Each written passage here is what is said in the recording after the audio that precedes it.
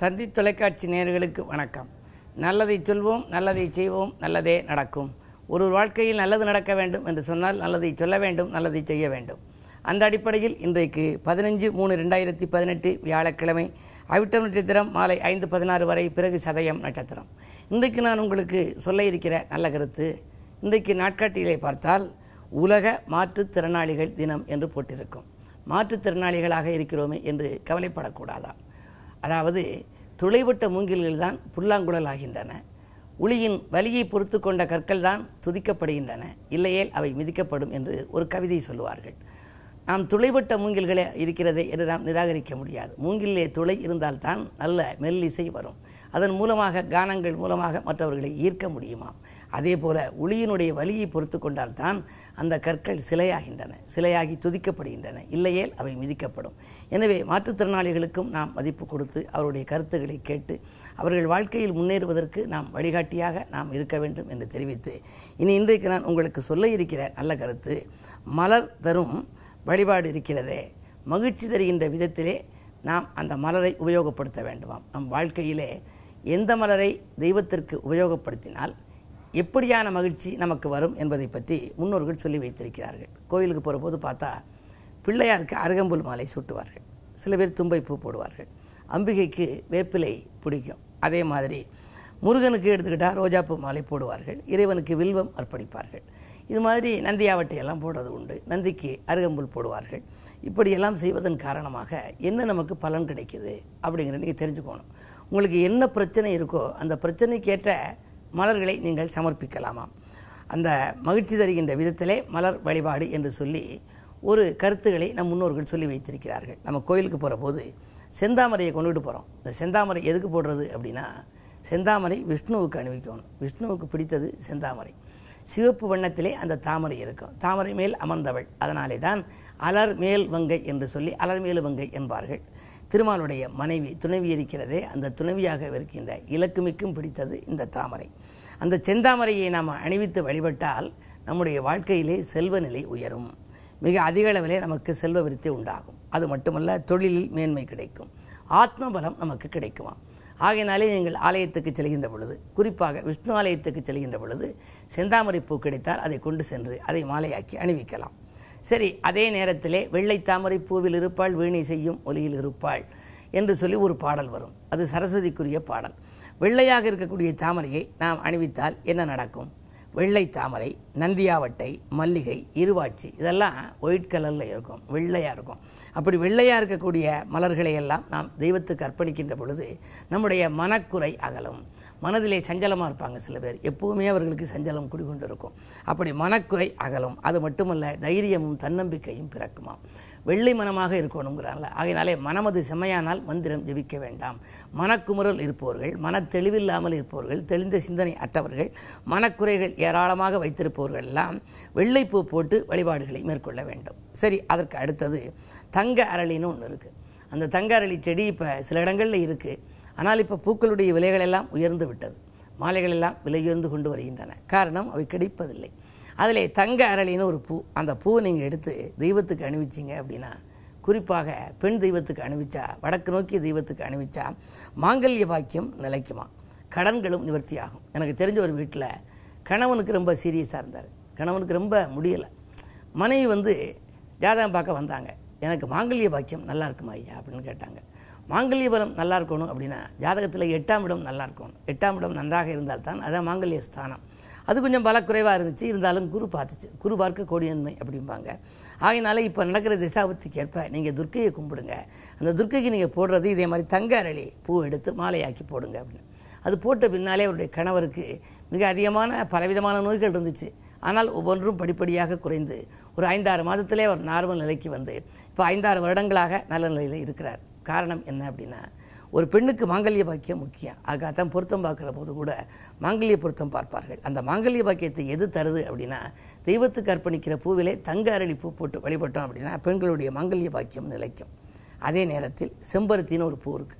செம்பருத்தி இதயத்துக்கு ரொம்ப நல்லது. அதனுடைய இதழ்களை சாப்பிட்டா ஹார்ட் தொந்தரவுகள் வராது இதயம். ஆனால் பூச்சொரிதல் விழா அன்றைக்கு மட்டும் சாப்பிடக்கூடாது. இறைவனுக்கு பூச்சொரிதல்னு இருக்குல்ல, அன்னை தினம் செம்பருத்தி பூ மற்ற பூக்களை எல்லாம் நம்ம சாப்பிடக்கூடாது. இறைவனுக்கு அன்றைக்கு நாம் அர்ப்பணிக்கின்றோம். அப்படிப்பட்ட பூவிலே ஒன்று செம்பருத்தி, சிவப்பு அரளின்னு இருக்குது. இந்த 2 பூவும் அம்மனுக்கெல்லாம் போடுவாங்க. வடக்கு நோக்கி அம்மனுக்கெல்லாம் போடுவாங்க. பொன்னழகிங்கிற அம்மனுக்கெல்லாம் எங்கள் ஊரில் போடுவாங்க. அப்படி போடுறதுனால என்ன பலன் அப்படின்னா, குடும்ப ஒற்றுமை நன்றாக இருக்கும். பிரிந்த தம்பதியரை இணைத்து வைக்கின்ற ஆற்றல் இந்த சிவப்பு வண்ண மலர்களுக்கு உண்டா. ஆகையினாலே குடும்ப ஒற்றுமை கூடுதலாக இருக்கும். சகோதர சச்சரவுகள் தீரும். பாகப்பிரிவினைகள் கூட சுமூகமாக முடியும். பல வருடங்களாக பாகப்பிரிவு நடந்துக்கிட்டே இருக்குது.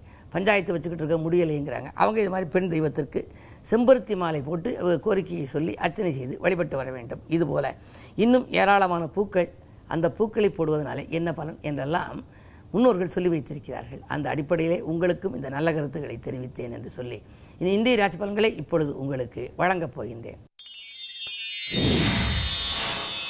மேசராசி நேயர்களே, அசையா சொத்துக்கள் வாங்க அடிப்போடுகின்ற நாள் இன்றைக்கு. அலைபேசி வழி தகவல் உங்களுக்கு ஆச்சரியமும் தரும், அனுகூலமும் தரும். உங்கள் ராசிநாதன் செவ்வாய் இப்பொழுது 9ஆம் இடத்தில் சனியோடு கூடியிருக்கிறார். 10, 11 ஆகிய இடங்களுக்கு அதிபதியானவரோடு கூடியிருப்பதால் தொழில் வளர்ச்சி நன்றாகவே இருக்கும். இடம்பூமி வாங்குவதிலே அதிக கவனம் செலுத்துவீர்கள். சகோதர சச்சரவுகள் அகலும். பாகப்பிரிவினர்கள் கூட சுமூகமாக வருகின்ற இந்த நாள் ஒரு இனிய நாள். ரிஷபராசினியர்களே, உங்களுக்கெல்லாம் குருவினுடைய பரிபூர்ண பார்வை இன்றைக்கு கிடைக்கின்றது. எனவே உறவினர்கள் உதவிக்கரம் நீட்டுகின்ற நாள். அது மட்டுமல்ல, உற்சாகத்துடன் நீங்கள் பணிபுரிவீர்கள். உத்தியோகம் சம்பந்தமாக ஏதேனும் நீங்கள் முயற்சிகள் செய்திருந்தால் அந்த முயற்சியிலே வெற்றி கிடைக்கும். ஒரு சிலருக்கு சம்பள பாக்கிகள் வரவில்லையே என்று கவலைப்படுவார்கள். அந்த வரவேண்டிய பாக்கிகள் வசூலாகி மகிழ்ச்சியை வழங்கும். லாபஸ்தானத்திலே ராஜநாதன் சுக்கிரன் புதனோடும் சூரியனோடும் இருப்பது மிக மிக மிக இனிய யோகமாகும்.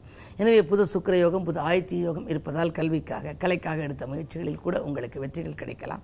வாங்கல் கொடுக்கல்கள் திருப்திகரமாக இருக்கும். இந்த நாள் மிக இனிய நாள். மிதுன ராசி நேயர்களே, உங்களுக்கெல்லாம் 10ஆம் இடத்திலே புதன், சுக்கிரன், சூரியன்.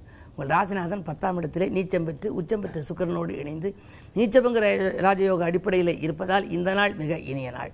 ஆதாயம் அதிகரிக்கின்ற நாள். நம்பிக்கைக்குரியவர்களால் உங்களுக்கு நன்மைகள் கிடைக்கும். நாட்டுப்பற்றி மிக்கவர்களின் ஒத்துழைப்போடு உங்கள் கூட்டு முயற்சிகளிலும் உங்களுக்கு வெற்றி கிடைக்கப் போகின்றது.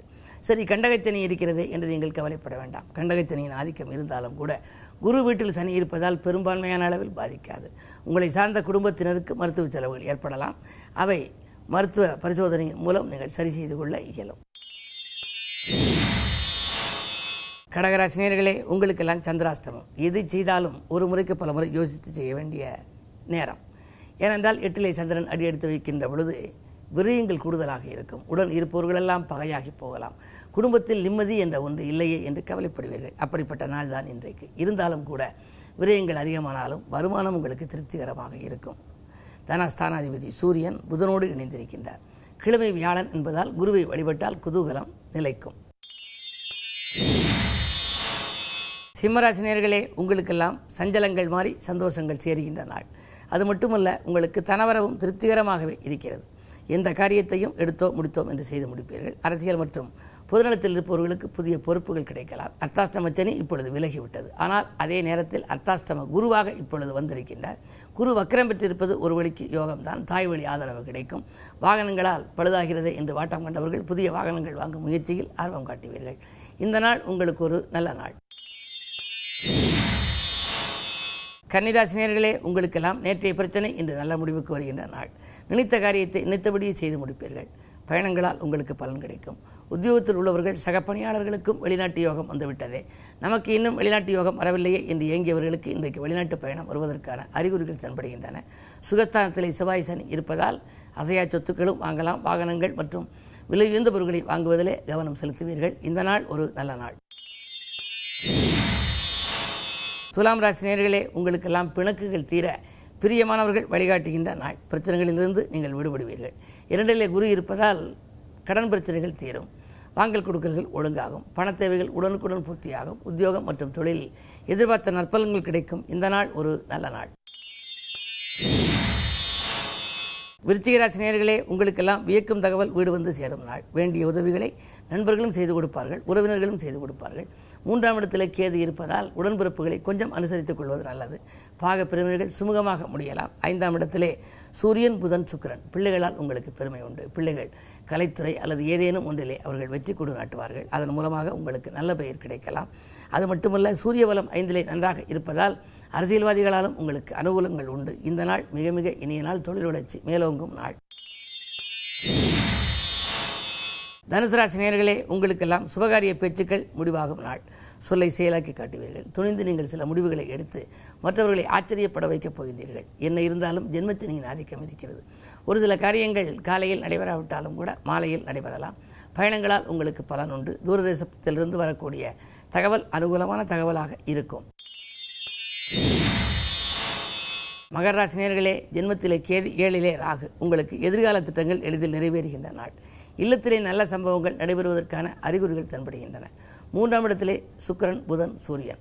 உடன்பிறப்புகள் வெளியே ஒரு மங்கள ஓசை கேட்கும் நிகழ்ச்சிக்கான அறிகுறிகள் தென்படப் போகின்றன. அதாவது கூட பிறந்தவர்களுக்கு திருமண வாய்ப்புகள் கைகூடலாம்.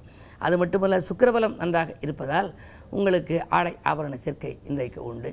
விலையுந்த பொருட்களை வாங்குவீர்கள். வீட்டுக்கு தேவையான அத்தியாவசிய பொருட்கள், ஆடம்பர பொருட்களையும் வாங்கி சேர்க்கும் எண்ணம் மேலோங்கும். மாலை நேரம் மகிழ்ச்சி பயணம் உண்டு. கும்பராசி நேயர்களே, உங்களுக்கெல்லாம் உரிய சிகிச்சை மூலம் உடல்நலம் தேறுகின்ற நாள். ஓய்வு நேரத்தில் கூட நீங்கள் பணிபுரிந்து சம்பாதிக்க வேண்டும் என்று நினைப்பீர்கள். 2ஆம் இடத்திலே புதனும் சுக்கிரனும் இருப்பதால் புத சுக்கிர யோகம் செயல்படுகிறது. தங்கம் வெள்ளி வாங்குவதிலே தனி கவனம் செலுத்துவீர்கள். பெண்வெளி பிரச்சனைகள் அகலும். இந்த நாள் ஒரு மிக இனிய நாள். மீனராசி நேயர்களே, உங்களுக்கெல்லாம் கல்யாண கனவுகள் நனவாகும் நாள். இன்றைக்கு முயற்சித்த காரியங்கள் எல்லாம் உங்களுக்கு வெற்றி கிடைக்கப் போகின்றது. அரசாங்க தொல்லைகள் அகலும். அரசியல்வாதிகளாலும் உங்களுக்கு நன்மைகள் உண்டு. மாமன் மைத்துனர் வழியிலும் உங்களுக்கு இதுவரை இருந்த மனக்கசப்புகள் மாறும். சேமிப்பு உயரும். செல்வாக்கு மேலோங்கும். இந்த நாள் ஒரு நல்ல நாள். மேலும் விவரங்கள் அறிய தினத்தந்தி படியுங்கள்.